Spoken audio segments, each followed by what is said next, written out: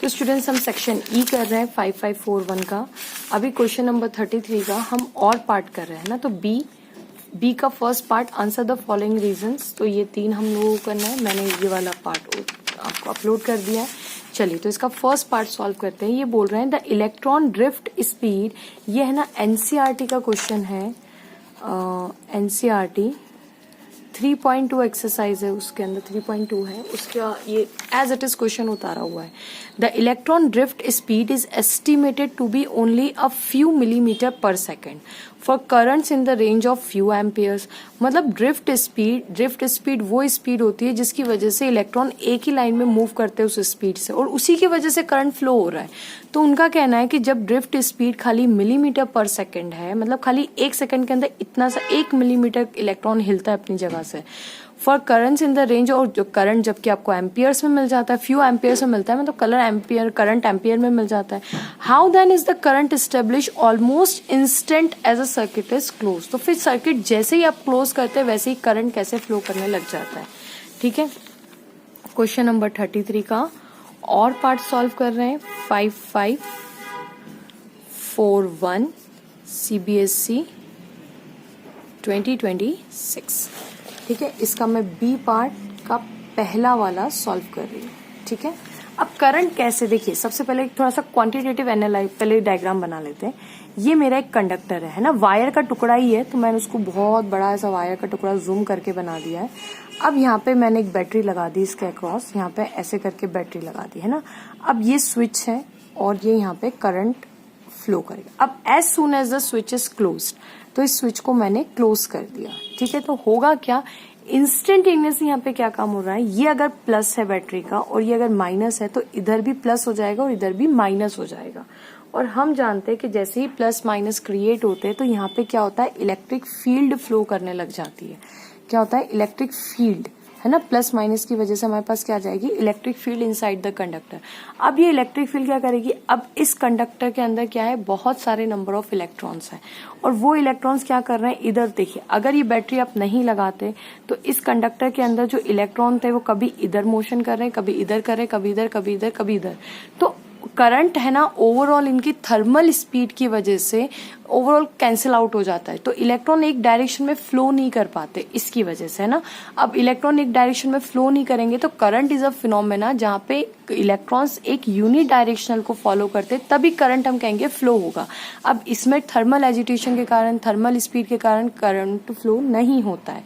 अब जैसे ही आपने बैटरी लगाई तो बैटरी एक ऐसा हंटर है जो इलेक्ट्रॉन को फोर्स लगा, क्यों, क्योंकि इससे इलेक्ट्रिक फील्ड स्टैब्लिश हो गई। इलेक्ट्रिक फील्ड क्या करेगी, इलेक्ट्रॉन पे लगाएगी फोर्स। तो फिलहाल मैं for sake of our convenience एक इलेक्ट्रॉन बना रही हूँ। तो इलेक्ट्रॉन कहाँ जाएंगे, ये पॉजिटिव साइड जाएंगे, तो इलेक्ट्रॉन पे जो फोर्स लगेगा वो यहाँ लगेगा, F is equal to Q into E, है ना। कौन सा ये नेगेटिव वाला E हमारा इलेक्ट्रॉन पे। तो इलेक्ट्रॉन पे फोर्स इधर लगेगा, तो अब सारे के सारे इलेक्ट्रॉन पे इधर फोर्स लग रहा है, सभी के सभी। तो अब जब ये ऑफकोर्स ये अभी भी है ना इधर उधर मोशन कर रहे हैं, ऐसा नहीं। यहाँ पे अगर कर्नल ऐसा कोई एटम, देखिए ये एक मेटल है, मेटल के अंदर एटम भी होते हैं। अब इलेक्ट्रॉन जब फ्री इलेक्ट्रॉन्स क्या करते हैं, जब एटम से टकराते हैं तो इनकी स्पीड चेंज होती है, इधर उधर, सॉरी स्पीड मतलब इधर उधर जाते हैं, डायरेक्शन चेंज हो जाता है। बट फाइनली हमें वही इलेक्ट्रॉन्स कंट्रीब्यूट करेंगे, करंट को वही इलेक्ट्रॉन कंट्रीब्यूट करेंगे जो यूनि डायरेक्शनल फॉलो कर रहे हैं। तो जब ये इधर उधर, मतलब आप समझिए कि इलेक्ट्रॉन, जैसे ये इलेक्ट्रॉन अभी यहाँ गया, अब बीच में इसको एटम बैठा हुआ मिल गया, तो इससे टकरा के ऑलमोस्ट इसकी स्पीड इंस्टेंटेनियसली 0 हो जाती है। और टकरा के हो सकता है ये इधर चला जाए, फिर ये इधर गया, फिर हो सकता है ये इधर चला जाए कि एटम से टकरा के, फिर इधर चला जाए। तो एट लास्ट अब क्या होगा, यहाँ पे आया, फिर इसने यहाँ पे मोशन किया, फिर ये ऐसे से करके हो सकता है अब आगे ऐसा चला जाए, फिर ऐसा चला जाए। तो ओवरऑल हम सिर्फ इस इलेक्ट्रॉन की resultant displacement in this direction he follow करें, तो इसी को बोलते हैं, इसीलिए वो बहुत कम होती है। आप जानते हैं एनसीईआरटी में इसकी वैल्यू भी दे के रखी है। इसका एक एग्जाम्पल है जिसमें ड्रिफ्ट वेलोसिटी की वैल्यू दे के रखी है 1.1 मिलीमीटर पर सेकंड दे के रखी है। ठीक है, 1.1 मिलीमीटर पर सेकंड, बहुत छोटी है। ओके तो इतनी मतलब सोचिए ऐसा बिल्कुल धीरे धीरे धीरे धीरे धीरे धीरे धीरे धीरे धीरे धीरे यहाँ फॉलो मतलब जा रहे हैं। अब आपको लग रहा होगा कि जब इतनी स्लो स्पीड हो इतनी बार टकराने के बाद तो रिजल्टेंट डिस्प्लेसमेंट का कभी ऑलमोस्ट जीरो हो रहा है, फिर थोड़ा सा आगे बढ़ते हैं, तो करंट इंस्टेंटेनियसली बन कैसे जाता है? वो इसलिए बन जाता है क्योंकि ये जो कंडक्टर है ना, ये वायर भी कंडक्टर है और ये भी कंडक्टर है, तो इसमें इनफाइनाइट इलेक्ट्रॉन्स रहते हैं। मतलब as soon as you switched on तो इसका हर पॉइंट पे जो इलेक्ट्रॉन है ना, हर किसी पे फोर्स एक ही डायरेक्शन पे लग रहा है। इन सब पे जो फोर्स है ना वो एक ही डायरेक्शन पे लग रहा है, वो है इधर सबके। अब आप बोलेंगे मैम इनफाइनाइट, देखिए मैं एक क्वांटिटेटिव एनालाइज करके बताती हूँ कि करंट हम इससे शो करते हैं drift velocity into N into A. ठीक है, मैं थोड़ी देर के लिए मान लेती हूँ कि इस वायर का जो क्रॉस सेक्शनल एरिया है A is equal to 1 millimetre square है। बहुत छोटा एरिया और इतना होता भी है, मतलब मैंने मन से नहीं माना, इतनी एनसीईआरटी के आप न्यूमेरिकल सॉल्व करेंगे उसमें इतना ही दिया, काफी छोटा सा होता है ये। तो ड्रिफ्ट वेलोसिटी कितनी है? 1.1 मिलीमीटर। मिलीमीटर का मतलब 10⁻³ तो मीटर पर सेकेंड हो जाएगा। इलेक्ट्रॉन कितना होता है? 1.6 इंटू 10⁻⁻19। और एन क्या है? नंबर ऑफ इलेक्ट्रॉन्स पर मीटर क्यूब में बात कर रही हूँ। एन क्या है? 10⁻29 होते हैं 1 मीटर क्यूब में। तो 1 मीटर क्यूब अगर आप बात करेंगे ना तो इसमें 10⁻29 इलेक्ट्रॉन्स रहते हैं। तो यहाँ पे 10⁻29 लिख देती हूँ मैं और मल्टीप्लाई बाय ये देखिए इसका स्क्वायर है 1 मिलीमीटर स्क्वायर, तो 1 मिली की जगह 10⁻³ कर देती हूँ, इसका स्क्वायर कर देती हूँ। ओके, इसको अगर आप कैंसिल करें, इसको आप कैलकुलेट करेंगे ना तो देखिए 10⁻29 ये काफी बड़ा फैक्टर है, तो -19 और ये देखिए मैं आपको समझाती हूँ 1.1 इंटू 1.6 इंटू 10⁻³ -19 -3 -19 और ये 3 2 6 तो ये -6 और ये प्लस का 29। तो आप देखिए ये कितना आ जाएगा? 6 और 3 9 9 18।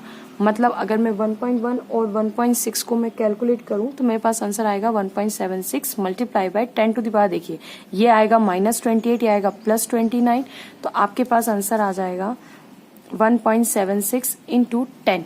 करेक्ट है ना? तो देखिए प्लस में है। अब इसको अगर मैं लिख दूं प्रॉपरली तो कितने एम्प्स का करंट आ गया? 17.6 एम्पियर का करंट आ गया। देखिए यही तो बोल रहे कि फ्यू एम्पियर का आपका करंट कैसे डेवलप हो जाता है। तो देखिए हमने सारे पैरामीटर्स वही लिए जो होने चाहिए थे, तो इसके हिसाब से भी देखिए मेरा एम्पियर में करंट इंस्टेंटेनियसली इसलिए फ्लो हो जाता है क्योंकि ये कंडक्टर के पास बहुत सारे, इसलिए मैंने इनफाइनाइटी बोल दिया। मतलब 1 मीटर क्यूब में आप सोचिए 10⁻29 इलेक्ट्रॉन्स रहते हैं, तो at the moment you switch on तो सारे पे एक ही डायरेक्शन में ये फोर्स लग रहा है। इनके पास बहुत सारे इलेक्ट्रॉन है तो सबके सब एक ही डायरेक्शन में मूव करने लग जाते हैं, और मतलब ऐसे से रैंडम मोशन भी होता है। तो आप सोचिए 10⁻29 है तो ऑलमोस्ट सब पे फोर्स ऐसे करके और ये फौरन इंस्टेंटेनियसली आपका काम हो जाता है।